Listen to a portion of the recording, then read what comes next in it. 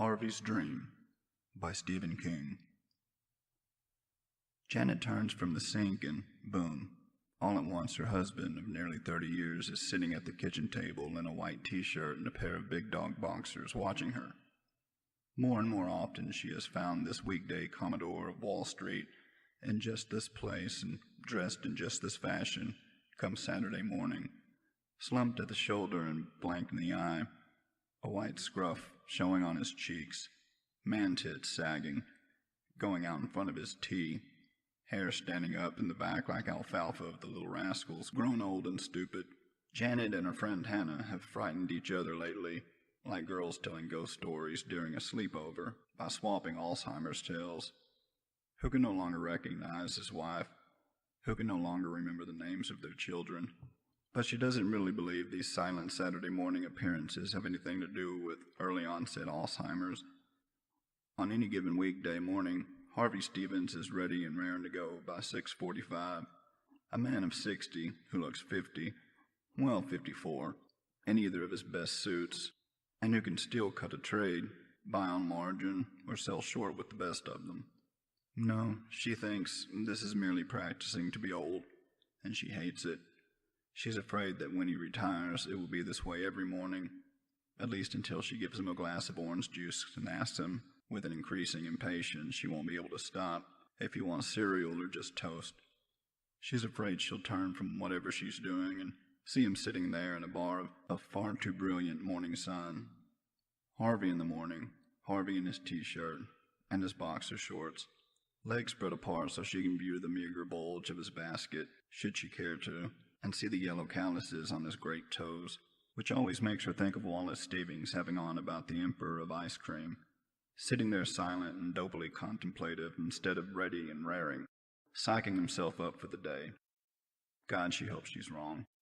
It makes life seem so thin, so stupid, somehow. She can't help wondering if this is what they fought through for, raised and married off their 3 girls for, got past his inevitable middle-aged affair for, worked for, and sometimes, let's face it, grabbed for. If this is where you come out of the deep dark woods, Janet thinks, this parking lot, then why doesn't anyone do it? But the answer is easy. Because you didn't know. You discarded most of the lies along the way, but held on to the one that said life mattered. You kept a scrapbook devoted to the girls, and in it they were still young and still interesting in their possibilities. Tricia, the eldest, wearing a top hat and waving a tinfoil wand over Tim, the cocker spaniel.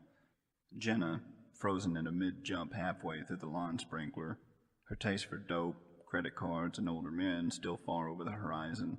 Stephanie, the youngest, at the county spelling bee, where cantaloupe turned out to be her Waterloo. Somewhere in most of these pictures, usually in the background, were Janet and the man she had married, always smiling, as if it were against the law to do anything else. Then one day you made the mistake of looking over your shoulder and discovered that the girls were grown and that the man you'd struggled to stay married to was sitting with his legs apart, his fish-white legs staring into the bar of the sun. And by God, maybe he looked 54 in either of his best suits, but sitting there at the kitchen table like that, he looked 70, hell, 75. He looked like what the goons of The Sopranos called a mope. She turns back to the sink and sneezes delicately, once, twice, a third time. How are they this morning? He asks, meaning her sinuses, meaning her allergies. The answer's not very good, but like a surprising number of bad things, her summer allergies have their sunny side. She no longer has to sleep with them and fight for her share of the covers in the middle of the night.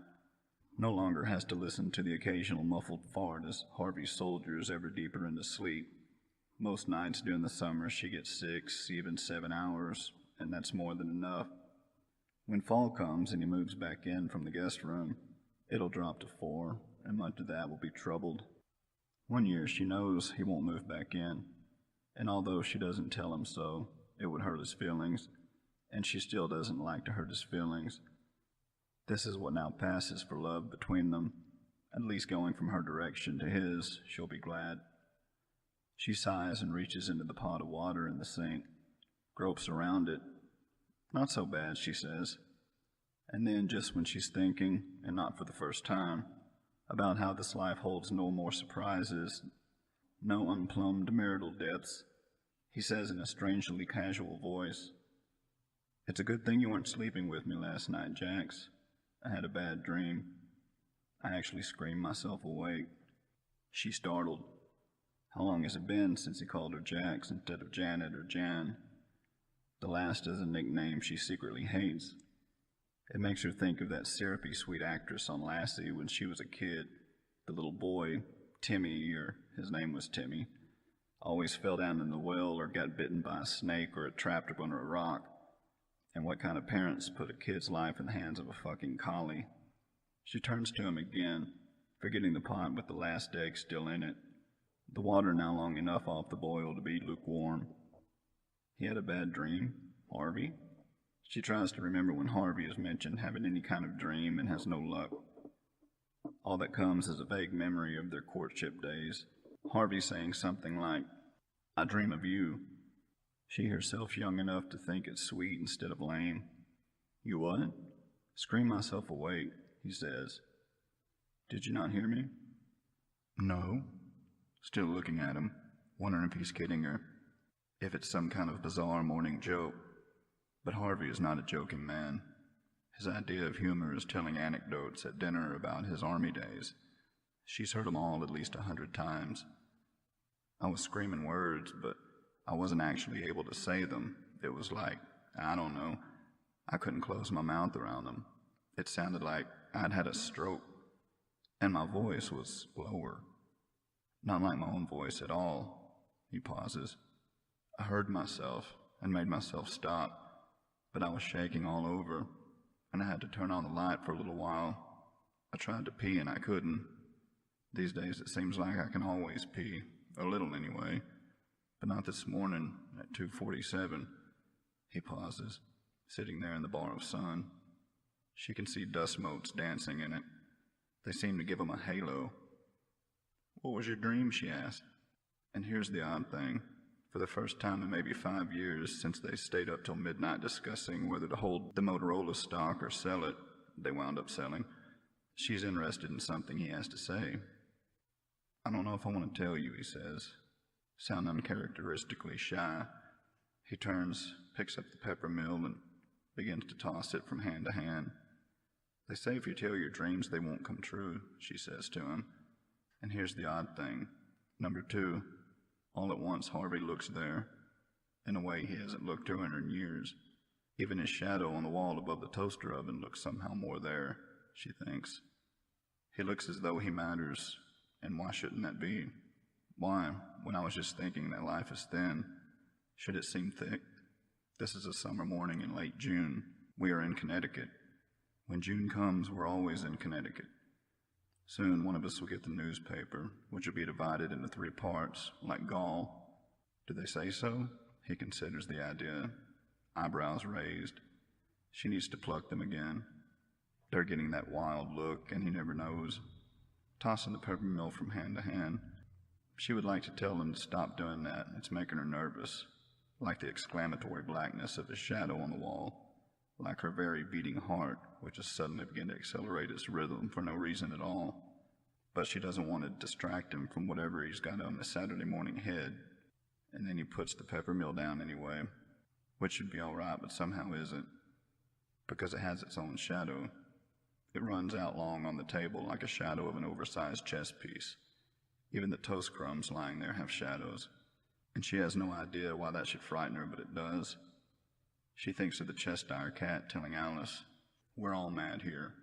And suddenly she doesn't want to hear Harry's stupid dream, the one from which he had wakened screaming and sounding like a man who has had a stroke. Suddenly she doesn't want life to be anything but thin. Thin is okay. Thin is good. Just look at the actresses in the movies if you doubt it. Nothing must announce itself, she thinks feverishly. Yes, feverishly. It's as if she's having a hot flash, although she could have sworn all the nonsense ended 2 or 3 years ago. Nothing must announce itself. It's Saturday morning, and nothing must announce itself. She opens her mouth to tell them she got it backward. What they really say is that if you tell your dreams, they'll come true. But it's too late. He's already talking. and it occurs to her that this is her punishment for dismissing life as thin. Life is actually like a Jethro Tull song, thick as a brick. How could she ever have thought otherwise? I dreamed it was morning, and I came down to the kitchen, he says. Saturday morning, just like this, only you weren't up yet. I'm always up before you on Saturday morning, she says. I know, but this was a dream, he says patiently, and she can see the white hairs on the insides of his thighs, where the muscles are wasted and starved. Once he played tennis, but those days are done. She thinks, with a viciousness that is entirely unlike her, you will have a heart attack, white man. That's what will finish you. And maybe they'll discuss giving you an obit in the Times. But if a B-movie actress from the 50s died that day, or a semi-famous ballerina from the 40s, you won't even get that. But it was like this, he says. I mean, the sun was shining in. He raises a hand and stirs the dust motes into lively life around his head, and she wants to scream at him to stop doing that. I could see my shadow on the floor, and it never looked so bright or so thick. He pauses, then smiles, and she sees how cracked his lips are. Bright's a funny word to use for a shadow, isn't it? Thick, too. She goes, Harvey, but then he says, I crossed to the window, and I looked out, and I saw there was a dent in the side of Friedman's Volvo, and I knew somehow that Frank had been out drinking, and that dent happened coming home. She suddenly feels that she will faint. She saw the dent in the side of Frank Friedman's Volvo herself when she went out the door to see if the newspaper had come. It hadn't, and she thought the same thing, that Frank had been out of the gourd and scraped something in the parking lot. How does the other guy look? Had been her exact thought. The idea that Harvey also seen this comes to her, that he is goofing with her for some strange reason of his own. Certainly it's possible. The guest room where he sleeps on summer nights has an angle on the street. Only Harvey isn't that sort of man. Goofing is not Harvey Stevens' thing. There's sweat on her cheeks and brow and neck, and she can feel it, and her heart is beating faster than ever. There really is a sense of something looming. And why should this be happening now? Now, when the world is quiet, when prospects are tranquil. If I ask for this, I'm sorry, she thinks. Or maybe she's actually praying. Take it back. Please take it back. I went to the refrigerator, Harvey's saying, and I looked inside and I saw a plate of deviled eggs with a piece of saran wrap over them. I was delighted. I wanted lunch at 7 in the morning. He laughs. Janet, Jax that is, looks down at the pot sitting in the sink, at the one hard-boiled egg left in it. The others have been shelled and neatly sliced in two, the yolk scooped out. They are in a bowl inside of a drying rack. Beside the bowl is a jar of mayonnaise. She had been planning to serve the deviled eggs for lunch, along with the green salad. I don't want to hear the rest, she says, in a voice so low she can barely hear it herself. Once she was in the dramatics club, and now she can't even project across the kitchen. The muscles in her chest feel all loose, the way Harvey's legs would if he tried to play tennis. I thought I would have just one, Harvey says, and then I thought, nah, if I do that, she'll yell at me. And then the phone rang. I dashed for it because I didn't want it to wake you up. And here comes the scary part. Do you want to hear the scary part? No, she thinks from her place by the sink. I don't want to hear the scary part. But at the same time, she does want to hear the scary part. Everyone wants to hear the scary part. We're all mad here. And her mother really did say that if you told your dreams that they wouldn't come true, which meant that you were supposed to tell the nightmares and save the good ones for yourself. Hide them like a tooth under the pillow. They have 3 girls. One of them lives just down the road. Jenna, the gay divorcee, same name as one of the Bush twins. And doesn't Jenna hate that? These days she insists that people call her Jan. 3 girls, which meant a lot of teeth under a lot of pillows. A lot of worries about strangers and cars offering rides and candies, which had meant a lot of precautions. And oh, how she hoped her mother was right. That telling a bad dream is like putting a stake in a vampire's heart. I picked up the phone, Harvey says, and it was Tricia. Tricia's their oldest daughter, who idolized Houdini and Blackstone before discovering boys. She only said one word at first, just, Dad. But I knew it was Tricia. You know how you always know. Yes, she knows how you always know. How you always know your own from the very first word, at least until they grow up and become someone else's. I said, "Hi, Trish. Why are you calling us so early, hon? Your mom's still in the sack." And at first there was no answer. I thought we'd been cut off, and then I heard those whispering, whimpering sounds. Not words, but half words, like she was trying to talk, but hardly anything could come out because she wasn't able to muster any strength or get her breath. And that was when I started being afraid. Well, then he's pretty slow, isn't he? Because Janet, who was Jax at Sarah Lawrence, Jax in the Dramatics Club, Jax the truly excellent French kisser, Jax who smoked gitanes and affected enjoyment of tequila shooters, Janet had been scared for some time now. Was scared even before Harvey mentioned the dent in the side of Frank Friedman's Volvo. And thinking of that makes her think that the phone conversation that she had had with her friend Hannah not even a week ago, the one that eventually progressed to Alzheimer's ghost stories, Hannah in the city, Janet curled up on the window seat in the living room and looking out at their 1-acre share of Westport and all the beautiful growing things that made her sneeze and water at the eyes.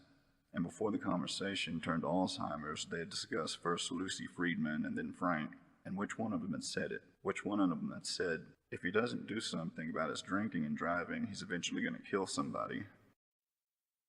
And then Trish said what sounded like Lees or least, but in the dream I knew what she was alluding. Is that the word?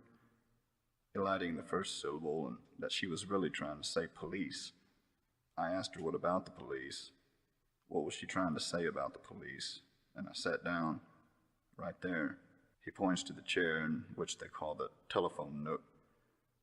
There was some more silence, then a few more of those half words, those whispered half words. She was making me so mad doing that. I thought, drama queen, same as it ever was. But then she said, number, just as clear as a bell.